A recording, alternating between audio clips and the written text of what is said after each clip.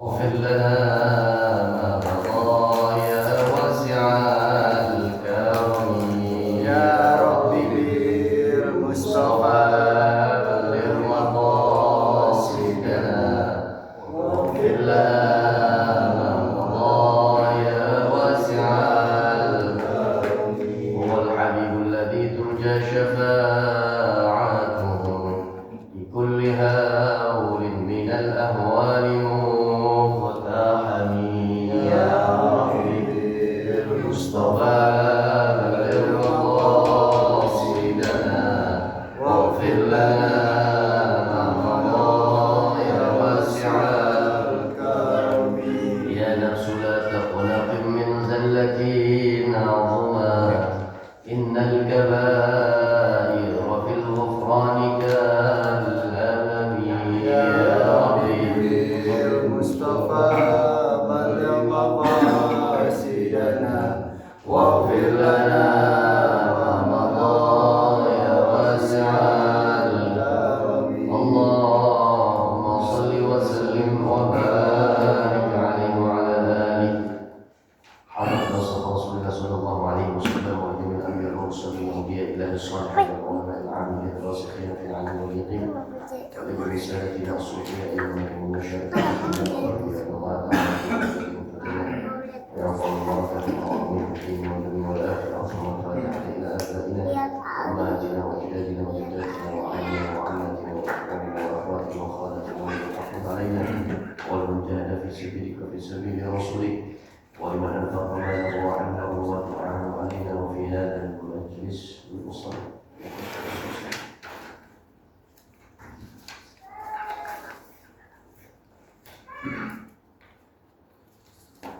إن الله تعالى يتغشانا ويتغشاه بالرحمة والمغفرة وأن يرزقنا السلام والصحة والعافية بدوام الاستقامة والسهلة والنجاح والربح وحسن الخاتمة بجاه حبيب الله صلى الله عليه وسلم الفاتحة أعوذ بالله من الشيطان الرجيم بسم الله الرحمن الرحيم الحمد لله رب العالمين الرحمن الرحيم مالك يوم الدين إياك نعبد وإياك نستعين اهدنا الصراط المستقيم صراط الذين أنعمت عليهم المغضوب عليهم ولا الضالين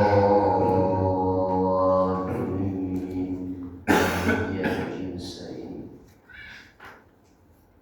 بسم الله الرحمن الرحيم اللهم صل على سيدنا محمد وعلى آل سيدنا محمد واغفر لي ولوالدي وارحمهما كما ربياني صغيرا السلام عليكم ورحمة الله وبركاته Waalaikumsalam warahmatullahi wabarakatuh.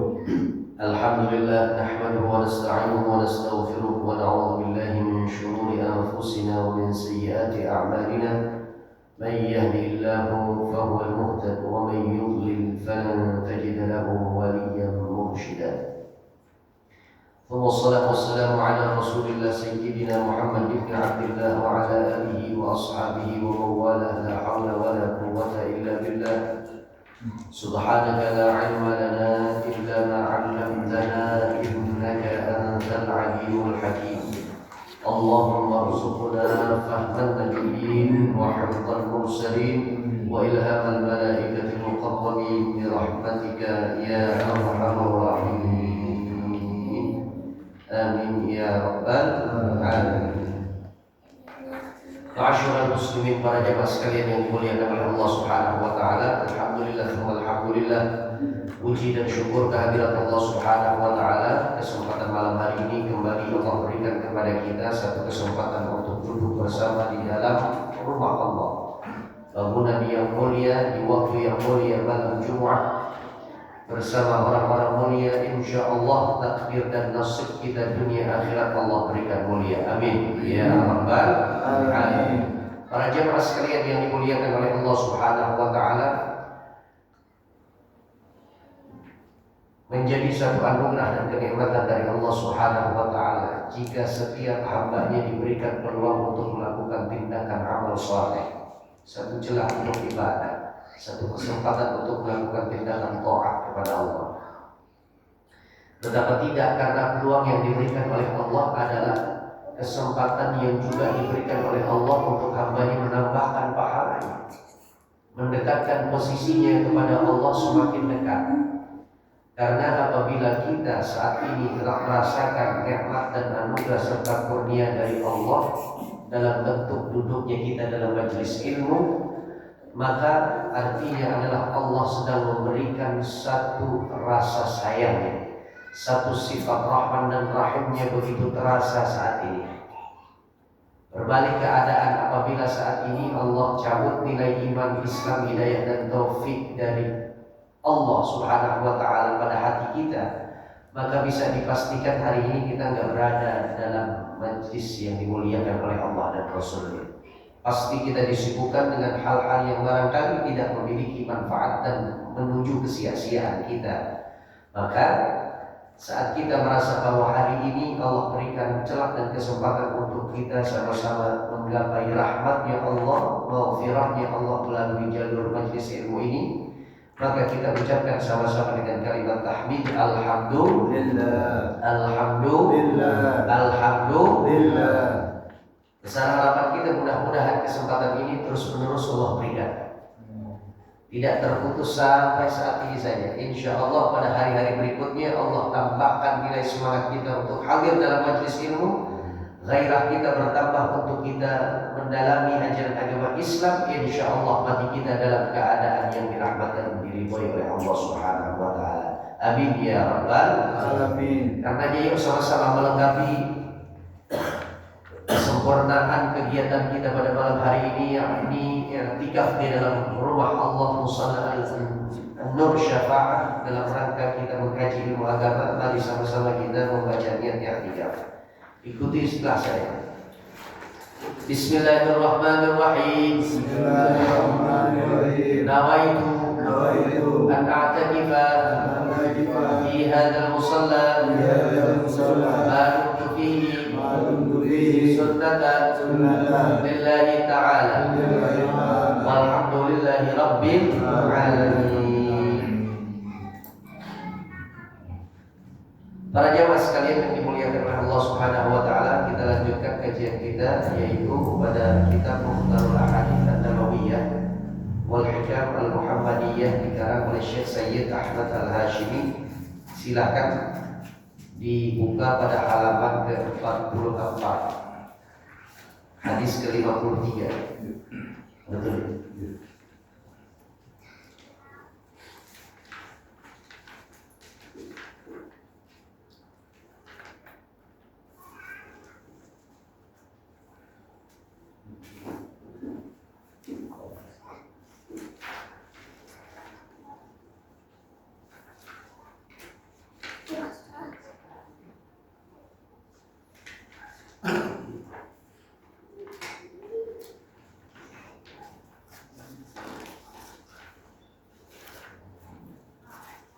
Sudah dapat?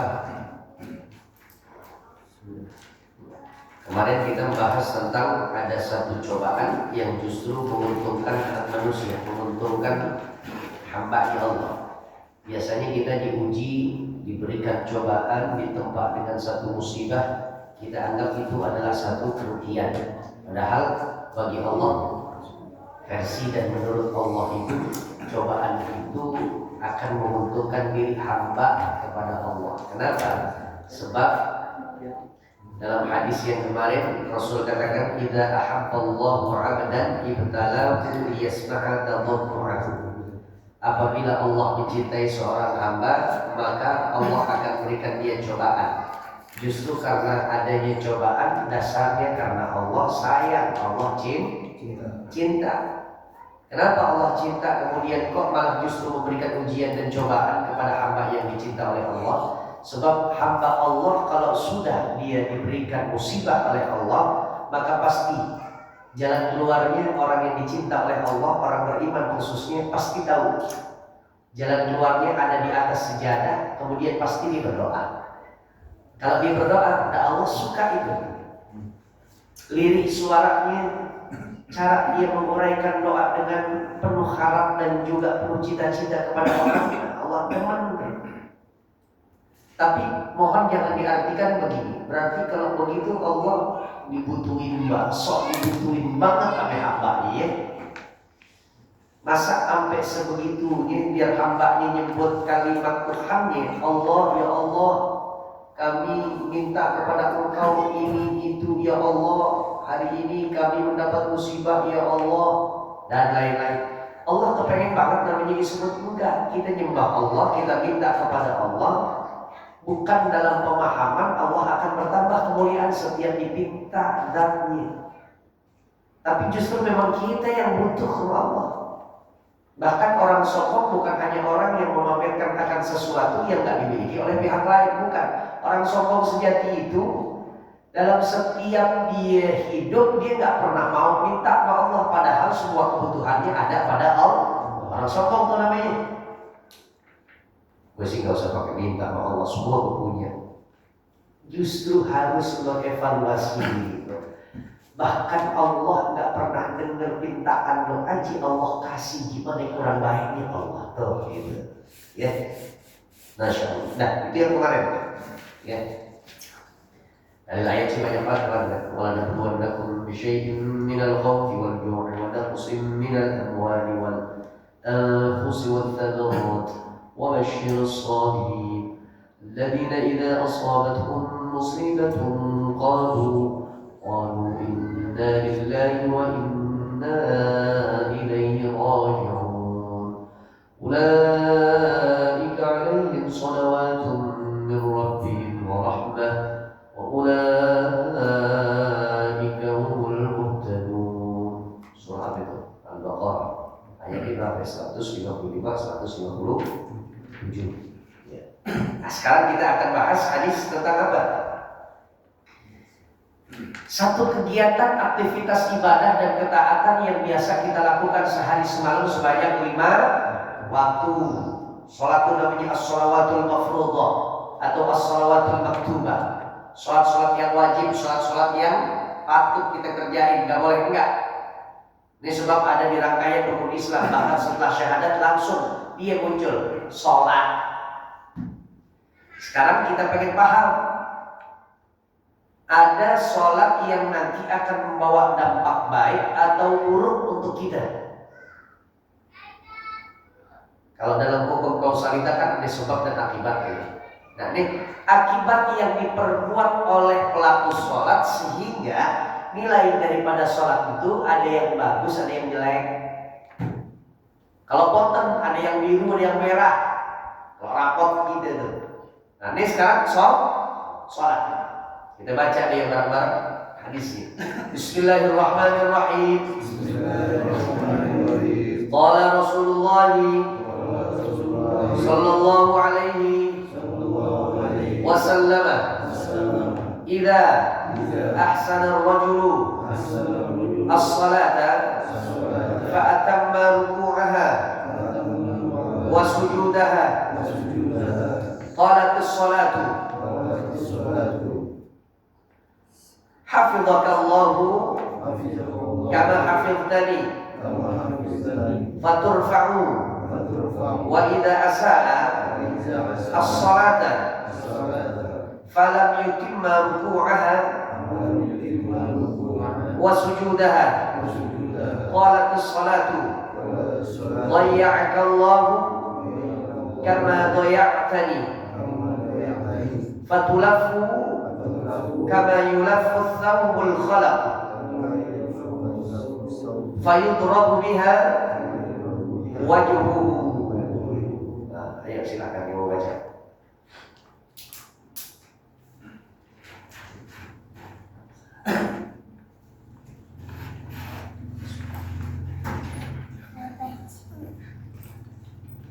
Bismillahirrahmanirrahim. Qala Rasulullah sallallahu alaihi wasallam, idza ahsana rajulu salata fatamma ruku'aha wa sujudaha qalat as-salatu hafizakallahu kama hafizatani faturfa'u wa idza asaa salata falam yutimma ruku'aha wa sujudaha qalat as-salatu Allahu kama dhayya'tani fatulafu kama tilafu sawfu khalafu fanirahu biha wajhu.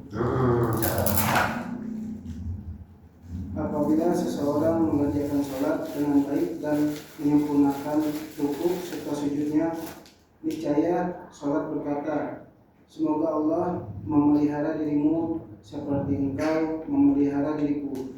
Lalu sholat itu dinaikkan atau diterima. Dan apabila seseorang mengerjakan sholat dengan buruk serta tidak menyempurnakan rukuk dan sujudnya, maka sholat berkata, semoga Allah memuliakan dirimu sebagaimana engkau memuliakan diriku. Lalu sholat itu digulung seperti pakaian yang rapuh digulung. Kemudian sholat itu dipukulkan ke muka pelakunya. Riwayat At-Tirmidzi melalui Ubadah ibnu Samit radhiyallahu anhu. Ubadah ibnu Samit. Nah ini cakep nih, ini hadis untuk perbaikan sholat kita sekaligus biar setiap kita yang acap kali menemui dan menjumpai hari demi hari mendatang, kan ada kewajiban kita sholat 5 waktu nih. Biar sholat kita nggak melulu dengan kualitas yang dulu gitu. Biar ada perbaikan, kemajuan dan peningkatan. Biar juga terapresiasi setiap sholat kita itu selalu antara qabul wa raddun, antara diterima atau antara dengan juga tidaknya. Baik-baik. Jadi nggak semua ibadah kita kemudian akhirnya menjelma menjadi pahala bagi kita. Itu kalau ibadah yang memang ditunjang dengan ilmu. Tapi kalau ibadah kita nggak pakai ilmu, maaf, kurang syarat. Kayak kita deh, mau urus apa di kelurahan, begitu sampai di PTSP belum sampai ke ruangan, dicek aja ada dokumen yang kurang, kira-kira boleh nggak kita langsung naik ke atas? Nggak boleh, balik dulu, mas nggak ada, kurang fotokopinya nih, ini tanda tangan ahli waris yang ini kurang, paling nggak ada surat kuasanya dulu. Tuh, ini urusan dunia, apalagi urusan kepada Tuhan, ibadah lagi. Ya, bagian ini di dalam muqaddimah kitab Az-Zuhd Ibnu Ruslan dikatakan, kullu man bighairi ilmin ya'malu a'maluhu mardudatun la tuqbalu. Siapa saja orang yang kalau dia ibadah nggak pakai ilmu, nggak paham pengetahuannya, tata caranya ngaco, nggak sesuai dengan tuntunan Nabi, maka a'maluhu mardudah, setiap amalnya ditolak, la tuqbalu, nggak diterima sama Allah Subhanahu wa taala. Apa lagi sholat? Kalau kita Idul Kurban nyembelih mek setahun berapa kali? Orang kalau berangkat haji setahun berapa kali? Puasa Ramadan setahun berapa kali? Kalau sholat setahun berapa kali? Tiap hari kalau sholat. Sekian banyak sholat yang kita kerjain ternyata enggak berkualitas baik. Sekian banyak juga artinya sholat-sholat kita tersia-siakan tanpa konten yang bagus. Masalahnya setiap ibadah yang kita lakukan enggak langsung bagi rapor. Kalau dulu kita masih ada catur bulan, 3 bulan bagi rapor, 4 bulan bagi rapor. Sekarang semesteran baru bagi rapor. Masih penting juga. Nah ini setiap ibadah kita coba mana yang pegang, mana nilai ibadah kita. Kira-kira mana lebih berat ibadah kita atau hal-hal yang buruk yang pernah kita lakukan? Ada yang tahu nggak? Jangankan geleng di jamaah, yang ngomong nggak apa? Mana lebih baik? Nah karena ini cuma bisa kita kasih indikasi doang. Sholat yang baik itu pokoknya setelah salam si pelakunya lempeng kerjaannya. Makanya ada ulama yang memberikan definisi, ya, sholat yang baik itu adalah ya'tuna biha bihuquqiha, membawa nilai-nilai sholat yang ada di dalam sholat untuk kita terapkan saat kita berada di luar sholat. Berarti saat kita di luar sholat, hal-hal yang pernah kita jaga di dalam sholat, di luar sholat kita terapin. Kan kita yang namanya sholat tuh gini deh, ya. Katanya kita punya sunnah ketentuannya harus ngelihat atau pandangan kita letakkan pada tempat sujud kita. Sebenarnya latihan di dalam sholat supaya pada saat kita jalan mati kita nggak jelalatan. Pakai orang kita plototin, belahan dada orang nggak kedip-kedip gitu. Bini orang kita pandangin dulu, gua ilah kalau dia jadi bini gue habis dia gue, gua ilah. Iya Pak. Saat kita Allahu Akbar, ngerasanya kita nggak boleh banyak gerak. Kenapa? Lagi diperhatiin sama Allah. Maksudnya keluar dari sholat, kerja kita yang benar, aktivitas kita juga yang benar. Kenapa? Allah masih selalu lihat kita. Kan di dalam sholat doang, ini namanya nggak pinter kita, nggak ngerti tentang nilai ihsan. Nilai ihsan itu adalah setiap hari kita selalu dalam pantauan Allah, nggak kudu saat kita dalam sholat doang. Iya nggak? Tuh. Terus ketika kita katakan Allahu Akbar, berarti saat kita sholat katakan Allah yang maha besar. Begitu keluar dari salam, Allah Assalamualaikum warahmatullahi wabarakatuh, Allah maha besar tetap. Biar kata bos kita yang bawa masuk kita ke kerjaan, biar kata dia yang gaji kita, dia kasih bonus ke kita. Jangan sampai kita katakan Allah maha besar terus kemudian kalis dengan bos yang maha besar. Apa-apa takut mau. Itu namanya belum kita membawa nilai-nilai di dalam sholat. Kemudian kita pantengin meskipun kita di luar sholat. Paham gak kira-kira? Insya ini kan tentang perkara sholat kan bahaya nih. Ya, sebab sehari 5 waktu coba. Sehari 5 waktu. Makanya harus kita perbaiki. Nih caranya begini biar kita paham. Rasul bilang begini, idza ahsana ar-rajulus sholata, apabila seseorang memperbaiki, artinya mempercantik ibadah sholatnya. Maksudnya adalah dia masukkan ilmu-ilmu penunjang sholat setelah dia gali lewat hadirnya mereka di majelis-majelis ilmu membahas materi tentang fikih sholat. Setelah dia dapat ilmunya, dia siap untuk sholat. Gak ada orang yang siap berperang dengan tangan kosong. Itu namanya bukan nyali gede tapi konyol, beda tipis. Nyali gede sama konyol. Lu bawa apa? Gue bawa barang. Lu bawa apa? Gue bawa samurai. Lu bawa apa? Gue bawa bendok gue. Lu bawa apa? Ketapel. Paling enggak ketapel. Lu bawa apa? Gue sih bawa diri gue aja sendiri. Gue tawakal sama Allah. Mati lo konyol. Semua juga harus ada. Indonesia dulu belum ada alutsista apa-apa. Paling enggak ada yang dipegang apa? Bambu runcing. Apa bambu runcing? Bambu yang ujungnya dilancipin. Begitu runcing disebutnya bambu runcing. Itu yang jadi senjata. Kan beda tuh antara konyol dengan nyali gede. Kalau nyali gede berlatih dia, punya senjata, maju ke depannya, nggak mau mundur barang selangkah juga. Itu namanya nyalinya gede. Penuh pertimbangan, ada perhitungan. Bukan konyol yang emang gak ada apa-apanya. Itu namanya nyerahin nyawa. Sama kayak kita kalau lagi sholat, main asal sholat aja, ngaji fikihnya enggak. Nah, kok pede gitu-gitu? Kok bisa kita Allahu Akbar sementara kita sendiri nggak tahu ini apa yang gue lagi kerjain ini? Filosofi ini kan ada di gerakan. Ucapan Allahu Akbar ini berkali-kali loh, cuma atur doang, bangkit dari ruku ke i'tidal, itu doang cuma yang sami Allahu liman hamidah. Harusnya kita bertanya dong, kenapa lebih dominan kalimat komando imam atau saat kita jadi makmum sendiri Allahu Akbar banyak-banyak ketimbang sami Allahu liman hamidah yang atu-atunya. Banyak yang sebenarnya bisa harus kita bongkar di dalam sholat, betul gak? Cuman entah emang kita ogah nanyanya, udah ogah nanyanya juga alergi sama karpet masjid buat kita duduk dalam majelis ilmu yang membahas tentang fikih sholat. Jangan begitu ya, karena besok ujian, jadi nggak sekolah, nggak belajar malamnya.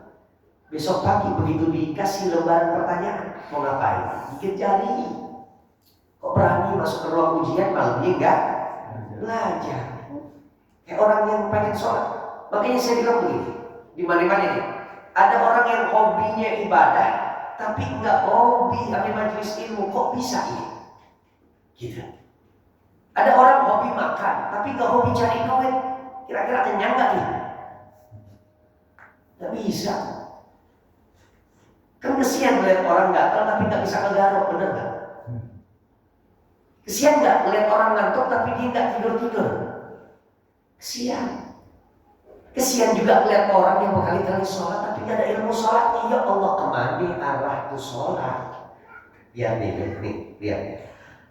Apabila sudah berdiri seseorang yang ingin melakukan ibadah sholat, lalu kemudian ahsana as-sholat, dia perbaiki dan dia percantik, dia bikin gemoy sholatnya. Artinya apa? Fatamma ruku'aha wa sujudaha, ruku'nya, sujudnya, rukun-rukunnya, setiap gerakannya, ucapan dalam sholatnya, semuanya dibikin sempurna. Artinya sesuai dengan ilmu yang diajarin oleh Nabi. Nabi udah peragain, sallu kama ra'aitumuni usalli, sholatlah kalian seperti sholat yang kuperagakan. Gimana? Datengin makanya majelis-majelis fikih. Tentang apa ya? Tentang sholat. Berdirinya tegak, sedekapnya ada yang di perut. Nih saudara antara ini nahar dengan bottom. Nih di sini nih. Orang bilang dulu uluati. Uluati nih di sini. Ada ustaz yang di sini nggak apa-apa, dia juga punya landasannya. Ruku, ada orang yang begitu tidak mau sujud, ada yang mendarat duluan lutut, ada yang mendarat duluan kedua telapak tangan. Ada yang pas bangkit terakhir adalah lutut, ada yang pas bangkit tangan duluan. Dua-duanya benar. Yang nggak benar begitu selesai tidak, yang mendarat jidat duluan mati loh. Benar nggak? Lutut enggak, telapak tangan juga enggak. Ya orang habis kan begitu. Pokoknya dia mendarat tadi mau kepala duluan, di apa duluan. Semuanya harus diambil ilmunya, semuanya harus ada pengetahuannya. Kayak sholat. Nih, Ani nggak pernah sekalipun 1 tahun sekalipun dalam hitungan berapa tahun kemarin nggak ada pengalaman nih yang namanya potong sapi. Anwar Syafaat punya 1 sapi. Terus kira-kira ente bakalan nggak ngasih amanah ke Ani untuk potong sapi Anwar Syafaat kan? Mau? Nggak mau. Jangan kata Pak, tidak diusuki. Tetap ustaz kita tapi nggak punya ilmunya dia soal gorong. Kasih yang tahu, kasih yang paham. Terus tanya pede, udah ada lagi begitu. Ya, bukan di sini, di iganya yang mau potong. Karena apa? Nggak tahu. Dari Allahu Akbar sampai ruku sampai sujud, duduk di antara 2 sujud, bangkit lagi untuk melengkapi bilangan rakaat selanjutnya, sampai tahiyat tasyahud, duduk tawarruk, lepas daripada sholat. Assalamualaikum warahmatullahi, assalamualaikum warahmatullahi. Lihat deh, apa di sini kata Nabi? Orang yang mengerjakan sholat dengan baik, kemudian menyempurnakan ruku dan sujudnya, niscaya setelah dia menyelesaikan sholatnya, ternyata sholat dia bisa berbincang, berucap, bahkan kontennya adalah mendoakan orang yang baru saja menyelesaikan sholat. Sholat kita ngomong kepada kita. Kan tadi kita sholat isya, benar kan? Sholat isya ini kita berapa saf di sini? Umpamanya 3 saf. Ini dari yang ujung sini saf pertama, ujung saf kedua, ujung saf ketiga. Begitu salam, assalamualaikum warahmatullahi, assalamualaikum warahmatullahi. Gerakannya sama, sholatnya di musola yang sama, imamnya juga imam yang sama, takbiratul ihramnya di waktu yang sama juga. Tapi begitu keluar dari masing-masing salamnya punya potongan yang berbeda-beda. Apa yang membedain? Ilmu tentang sholat ini. Biar kata di belakang imam, kalau nggak pernah ngaji fikih sholat begitu jebol nilainya. Biar kata yang masuknya baru dapat pas sebelum salam lagi, kan nyempurna ini 4 rakaat lagi tuh. Tapi dia paham tentang apa? Tentang ilmu sholat. Dia yang potennya 10. Setiap orang selesai sholat, assalamualaikum warahmatullahi, assalamualaikum warahmatullahi. Lihat tuh hadisnya. Qalatis sholatu hafidhakallah kama hafidhani. Setelah orang yang cakap rukunya, sempurna sujudnya, bacaan-bacaannya, diapresiasikan setiap gerakan sholat. Betul-betul dia ada ilmu ihsannya saat orang sholat. Merasa banget orang yang sholat yang memperhatikan cuma Allah. Allah selalu mengawasi dirinya. Meskipun dia nggak bisa melihat Allah ada di hadapannya, dia tanemin keyakinan bahwa Allah memperhatikannya. Itu ilmu ihsan namanya. Sehingga sampai salam dia tetap khusyuk. Begitu selesai keluar salam, dia khusyuk sholatnya. Kata itu sholat, semoga Allah menjaga engkau seperti halnya engkau menjaga daku. Kata siapa? Kata sholat. Artinya kan sholat itu ngedoain kita. Betul nggak? Makanya jangan main-main mas sholat. Karena sholat punya doa yang main-main juga bagi kita. Semoga Allah menjaga sebagaimana engkau menjaga. Artinya nggak terburu-buru. Tumak ini juga diperhatiin. Setiap bacaannya saat kita memuji Allah, saat kita ada di titik terendah. Biasa orang jalan di atas muka bumi Allah, jidat kita taruh di jalan juga. Kita nggak berpikir dia tuh, bintang 4, bintang 4. Baratnya lepas dulu. Begitu sholat dia taruh ke dinding. Yang biasanya kita anggap ini sebagai yang paling tinggi dalam organ tubuh, paling terhormat. Iya kan? Jenderal bintang 4 coba lo toilet. Kalau nggak tidur. Betul nggak? Betul. Tapi kepalanya ditaruh saat ini berhadapan dengan Allah. Di mana? Di tanah. Di tempat sujudnya dia. Masya Allah, didoain semoga engkau dijaga oleh Allah sebagaimana engkau jaga aku. Kata suami. Beda ceritanya kalau sholatnya main-main. Sholat yang main akhirnya faturfa. Apa artinya faturfa? Baru diterima sama Allah Subhanahu wa Ta'ala. Terangkat sholatnya. Malaikat enak membawa hasil sholat kita yang baik, yang bagus. Dibawa, dipersembahkan kepada Allah. Ya Rabb, ini dari fulan bin fulan, sholat isya'nya hari Jumatnya tanggal 2 Rabiul Awal 1446 Hijrah. Tanggal berapa sekarang? Miladiah. Ada ingatan Hijriah tuh. Sekarang tanggal berapa? 5. Tanggal 5 itu. Enggak ada tanggal gaji soalnya gua enggak nungguin gaji jadinya. Tanggal 5 ya Allah September 2024 ya Allah. Nih sholat isya di malam Jumat fulan bin fulan. Kata Allah, wah ini dia hebat dia sholatnya. Sholat di jamaah An-Nur Syafaat yang paling ngaji.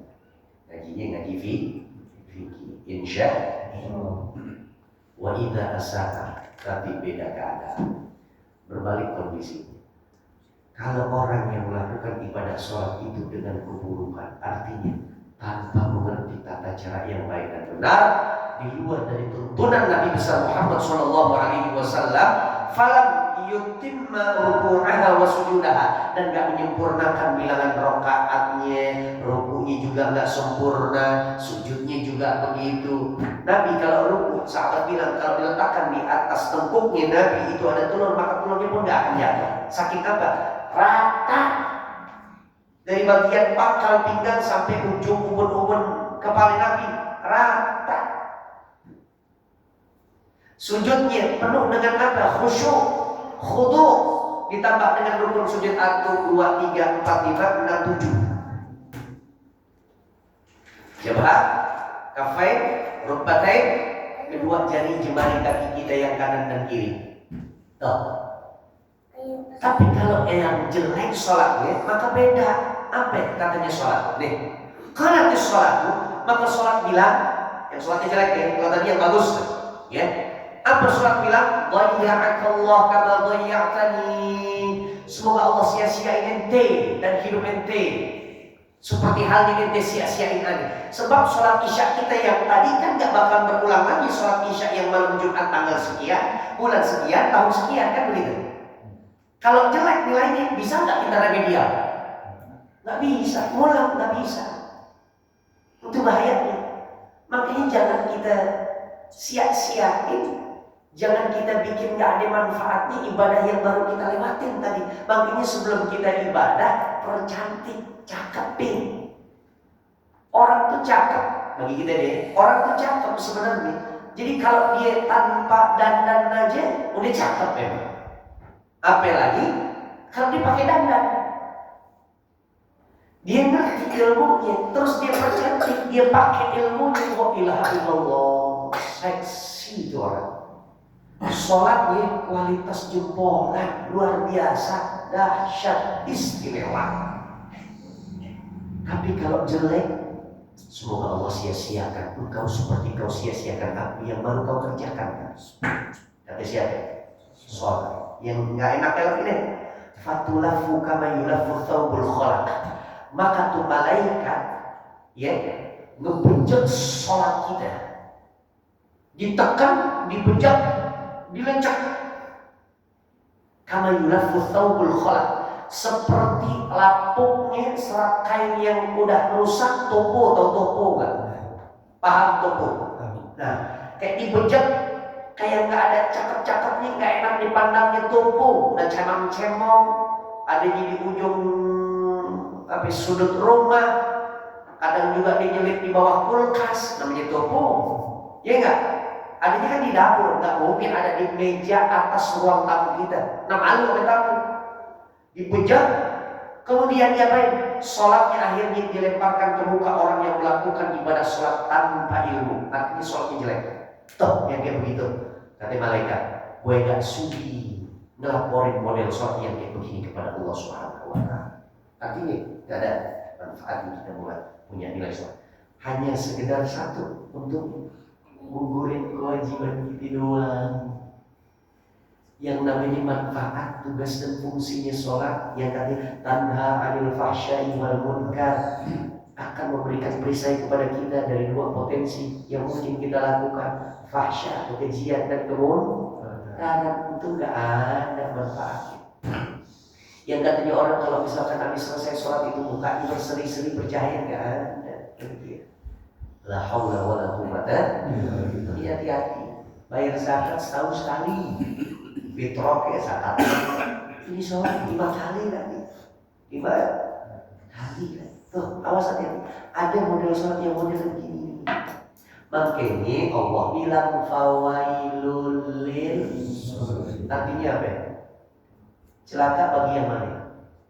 Sholat. Padahal celaka bukan bagi yang gak sholat. Yang sholat yang kayak gimana nih? Allahu Akbar. Jemput anak jam sekian. Dia jemput anak di dalam sholat tuh pakai pikir. Tar aja dulu, sholat aja kelarin. Iya nggak? Allahu Akbar. Nabi bilang gue tolak tadi ya. Padahal tadi kesenggol tuh aturan terima aja tuh. Terus di mana kita ingin perbaiki, percantik, polisi, bikin manis sholat kita di mana aja? Kalau begitu Allah Akbar aja kita masih kelolong keliling pikiran, ya. Makanya kita pun yang lagi sholat, tanami di dalam hati kita jangan sampai terlalu banyak gerakan, sehingga gerakan orang di sebelah kita kan kadang-kadang kita yang di sebelahnya juga kan melihat gerakan saudara kita yang di tetangga kita kanan kiri, betul kan? Terus kalau lagi sholat, makanya orang dulu kalau mau pakai baju koko yang polos saja, yang polos, jangan pakai baju partai, kebaca orang di belakangnya. Apa kamu mau liburan dari Bali katanya, ada reong apa nggak? Yang lewein begitu lagi sholat dilewein. Jangan, itu bikin fokus orang yang di belakang kita yang lagi sholat pada nggak sah, jadi nggak khusyuk jadi. Na'udzubillah. Ya, dia sampai situ aja. Cukup. Fayutribu biha wajhuhu, artinya dikembaliin, dilemparin model ibadah sholat kita ke muka kita. Tuh yang kayak begitu. Nggak sudi kata malaikat. Oh, nggak pelaporin yang model kayak begini. Sholat yang jelek. Ya, makanya sekali lagi setiap kita harus paham dari mulai kita niatnya sampai kita keluar dari sholat, salam yang pertamanya, tartibnya itu harus kita pelajari terus. Makanya ada seorang ulama fikih yang bernama Imam Romli mengatakan, kalau saja seseorang terus menimba ilmu tentang tata cara sholat yang baik dan benar sesuai dengan ketentuan yang dibawa oleh Rasul, maka setiap hari sampai dia meninggal dunia pun tidak akan ada habisnya ilmu tentang tata cara sholat yang baik.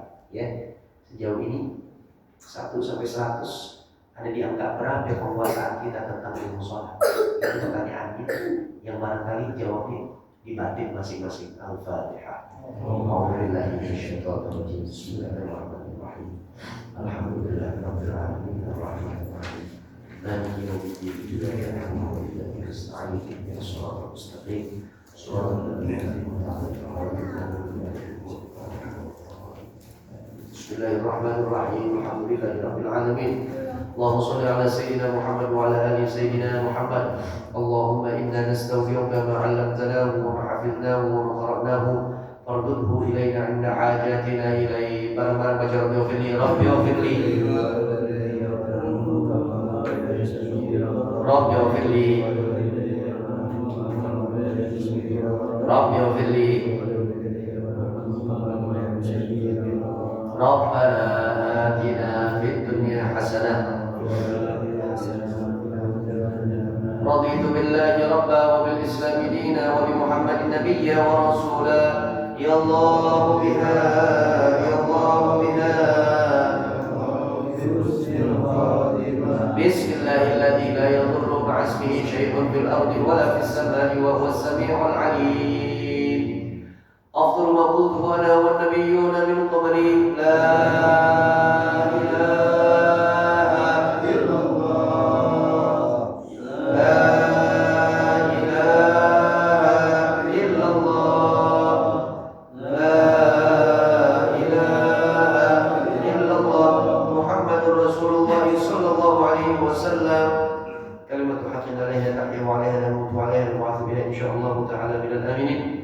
وصلى الله على سيدنا محمد وعلى آل سيدنا محمد والحمد لله رب العالمين.